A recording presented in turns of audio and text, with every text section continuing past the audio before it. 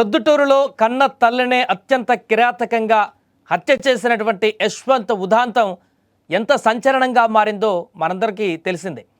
ప్రస్తుతం అరెస్ట్ చేశారు పోలీసులు, కస్టడీలోకి తీసుకున్నారు, ఆ తర్వాత రిమాండ్కి కూడా పంపించినట్టుగా తెలుస్తుంది. అయితే యశ్వంత్ విచారణలో అనేక అంశాలు బయటికి తీసుకువచ్చినట్టుగా తెలుస్తుంది. యశ్వంత్ విచారణలో చాలా విషయాలను కూడా బయటికి చెప్పినట్టుగా తెలుస్తుంది. అతని బిహేవియర్ పైన కూడా చాలా రకాల కాంట్రవర్సీ నెలకొంది. విచిత్రమైనటువంటి బిహేవియర్ని యశ్వంత్ అక్కడ చూపించారు అనేది కూడా మనకు బయటకు రావడం జరిగింది.